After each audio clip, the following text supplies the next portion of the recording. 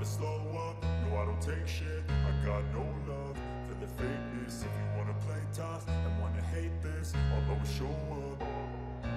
I don't ever slow up, no I don't take shit. I got no love for the fakeness. If you wanna play tough and wanna hate this, I'll always show up and make a statement. I don't ever slow up, no I don't take shit. I got no love for the fakeness. If you wanna play tough and wanna hate this, I'll always show up and make a statement. Everything. Dalam debut resminya bersama Ducati Team Gresini, pada sprint Grand Prix Qatar yang digelar hari ini, Marc Marquez berhasil finish di posisi kelima dan menunjukkan tanda-tanda kecepatannya. Tak sedikit yang mengira Marc Marquez akan menyapu bersih pergantian motor dari satu musim ke musim berikutnya. Namun kenyataan yang terlihat saat pramusim dan awal Grand Prix Qatar memberikan petunjuk pasti, bahwa pembalap Spanyol itu dia bisa melakukannya dengan baik. Tapi kata kemenangan masih jauh dari kata pada tahap pertama kursus. Namun, yang paling berhati-hati, di antara mereka adalah sang pembalap sendiri, meyakinkan bahwa posisi 5 besar adalah yang paling bisa dicita-citakan di sirkuit di mana. Sebaliknya, segala sesuatunya tidak berjalan baik bagi Marc, dan justru di posisi kelima ia finish di posisi Gresini, bahkan mencapai posisi keempat dan mengejar posisi ketiga. Saat itu Pecco Bagnaia, sebelum kesalahan kecil mengembalikannya ke posisi kelima dan menyelesaikan balapan. Saya bersenang-senang dan menyalip di lintasan lurus, jelas Marc, yang melewati Aleix Espargaro di sisi kanan beberapa lap menjelang akhir. Saya membuat kesalahan di lap pertama, yang sebenarnya bisa kami lakukan. Saya terlibat perkelahian dengan Fabio Di Giannantonio yang agak tidak masuk akal, dan kemudian saya harus berusaha keras untuk mencapai mereka yang ada di depan. Jelas pembalap 93 itu. Namun begitu ia menambah kecepatan, Marc mulai mendapatkan posisi dan bahkan memberi kesan bahwa ia bisa saja meraih podium. Bertarung dengan Ducati lebih mudah karena menyalip di jalan lurus, tegasnya. Saya kehilangan 3/10 detik dibandingkan pembalap lain, seperti Jorge Martin atau Aleix, keluhnya. Dengan tetap membumi dan tanpa ekspektasi, debut Marc harus dianggap sebagai indikasi baik, bahwa segala sesuatunya berjalan ke arah yang benar. Bagi mentalitas saya, ini adalah debut yang bagus, tapi bisa dilakukan dengan lebih baik, menang. Saya berada di tempat yang saya katakan, ada 3 atau 4 pembalap yang lebih cepat dari saya, dia mempertahankan posisinya.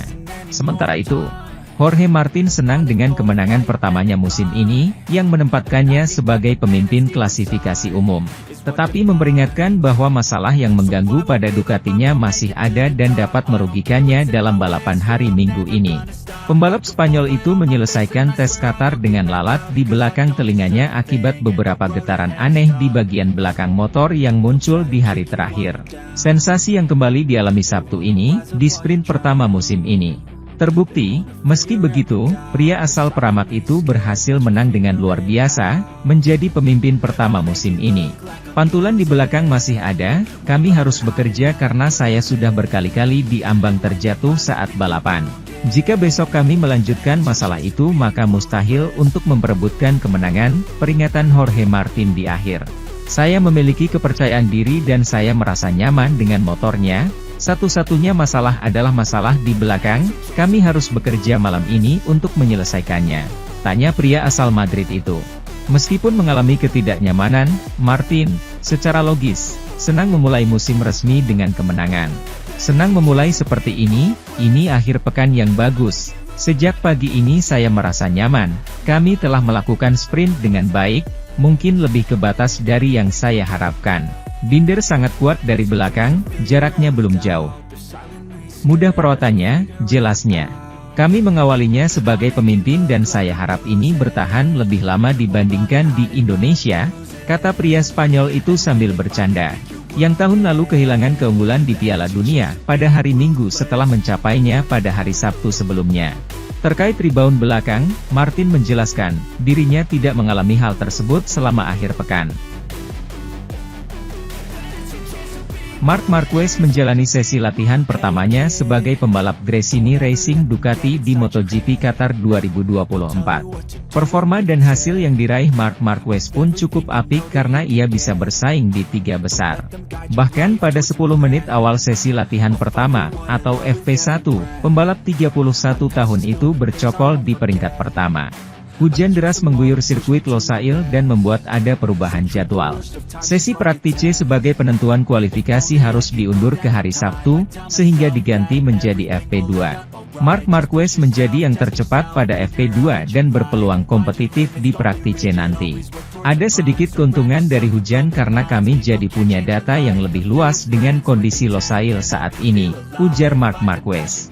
Juga kami masih ada peluang untuk bisa masuk 10 besar di praktice nanti agar bisa langsung ke Q2, lanjutnya dikutip dari rilis resmi Gresini Racing. Yang terpenting bisa 10 besar di praktice dan menjalani Q2 dengan maksimal untuk membuka peluang, Marc Marquez menambahkan. Dalam target debutnya membesut Ducati Desmosedici GP23, Marc Marquez cukup impresif. Ia selalu bersaing di 5 besar. Sesama pembalap Ducati yang ngotot tampil kencang adalah Jorge Martin, Prima Pramac Racing. Jorge Martin menjadi yang tercepat di sesi latihan pertama dan memang diprediksi akan kompetitif untuk podium. Sedangkan Marc Marquez tidak mengincar kemenangan dalam balapan pembuka ini. Meskipun dari hasil latihan yang didapatkannya, seperti ada pembuktian yang ingin ia tunjukkan. Di sisi lain, Marc Marquez akan tampil di MotoGP 2024 dengan menunggangi Ducati Desmosedici GP23 setelah pindah ke Gresini Racing. Bisa apa tuh baby alien di MotoGP 2024? Salah satu pertanyaan besar dan jawabannya banyak ditunggu pecinta MotoGP, bagaimana performa Marc Marquez bersama Gresini. Menunggangi Ducati adalah cerita baru bagi Marquez. Memasuki 31 tahun, Marquez sadar waktu yang dimilikinya sudah tidak banyak lagi untuk kembali tampil kompetitif dan merebut gelar juara dunia Grand Prix yang ke-9. Sementara itu, Jorge Martin menghadapi perebutan gelar MotoGP yang gagal diraihnya tahun lalu dengan cara terbaik, dengan posisi terdepan yang sekali lagi memperjelas daya ledak sang runner-up. Pembalap Spanyol itu melampaui rekor yang dibuat Luca Marini pada 2023 dengan selisih 1 detik dan berhasil menempati posisi pertama di grid. Di sisinya akan dimulai Aleix Espargaro, yang selalu ada tanpa bersuara, dan menempatkan Aprilianya hanya 83/1000 di belakang waktu super temannya. Pemain dari Granollers, Barcelona, akan menjadi satu-satunya dari 2 baris pertama yang tidak akan mewakili Ducati. Baris pertama akan ditutup oleh Enea Bastianini, sangat tajam dan menjadi ancaman nyata menjelang 2 balapan yang akan membuka kejuaraan dunia, yang pertama, sprint, dan yang panjang, besok 1 jam kemudian. Brad Binder, keempat, akan membuka lini kedua meskipun pemain Afrika Selatan itu terjatuh saat babak kualifikasi, yang juga akan dibentuk oleh Pecco Bagnaia. Kelima, juara saat ini, tidak nyaman, dan Marc Marquez, yang akan start di urutan ke-6, petualangan dengan Ducati. Juara multiwaktu itu menghadapi sektor ketiga dengan waktu sementara terbaik, sebelum bagian belakang Desmosedicinya mulai bergetar, efek menjengkelkan itu.